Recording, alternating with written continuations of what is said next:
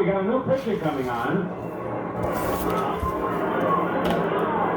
A big left-hander, we'll tell you about him, but first, it was Doc Medich who was coming into the ballgame and not Doc Ellis. A little premature with that. Doc is going to be pitching Sunday. But Medich is out. And Jim Umbarger, formerly with the Texas Rangers, is coming on.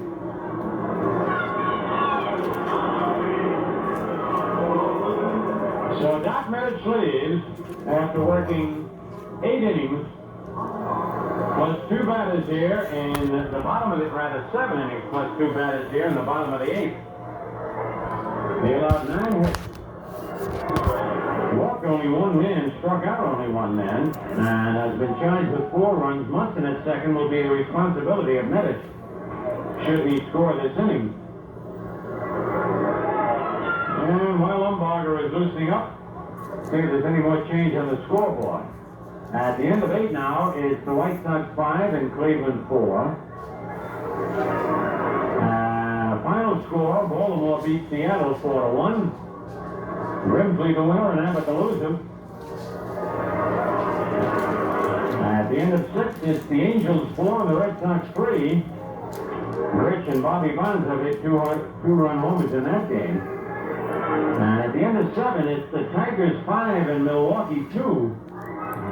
Rest in peace, man. And at the end of 4.5, Texas 3 and Kansas City nothing. In the National League, Cubs beat Atlanta this afternoon. Bobby Mercer got his 5th home of the year in that ball game. Middlewald and Paciorek also homered. Cincinnati 2 and the Pirates 1 at the end of 4. And Houston nothing and the Cardinals nothing at the end of 4.5.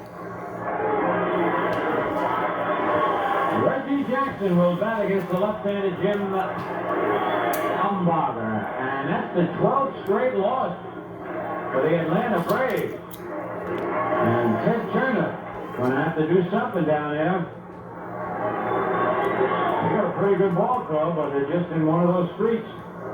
Just the opposite of what those Dodgers are doing. They were unbelievable. I watched part of that game on TV last night. I know Bob Fischel did. And when they walked Smith to get that Say, and Say hit that grand slam home run. And that was a good pitch by Jim. It looked long away. And he hit it in the center field bleachers. Reggie Jackson has bounced to first, walked and scored, and struck out. 1 to the second. Yankees leading 4-1. And Jackson bunts foul down the third base line. I'll tell you one thing, Reggie was not one of my pupils down in spring training after the way he tried to bunt that ball. Well, a slugger like Reggie doesn't bunt too often, but no way you can ask him to come down the bunting cage and take lessons. He's getting paid to hit home runs. Munson had ideas. If he'd have gone, he'd have been able to steal third walking that time. Umbarger didn't pay any attention on it. What? Now they got him. Yes, sir, they got him. You can see that all the way. They lulled Munson. Let him take that big lead, and he was picked off second base. The first time Umbarger didn't pay any attention on. The second time Scott snuck it back at Munson. Umbarger wheeled him through, even though he threw high. Scott put the tag on him.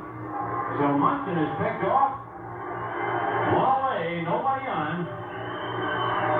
Yankees leading 4-1.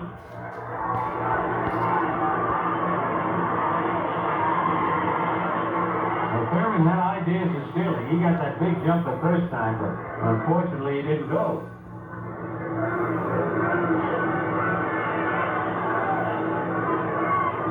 Umbarger winds, kicks, and the big curve is high and tight, 1-1.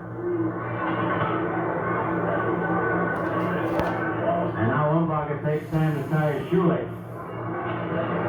Pitching in the Candy Man, Reggie Jackson. You ought to make a recording with Sammy Davis. All right, Sammy's got a great recording. Notice I call him Sammy, Bob Fisher. Never met him in my life, but I feel like I know him. About to hit the short. Scott to his left, one-handed, and throws Jackson out. 2 away. Now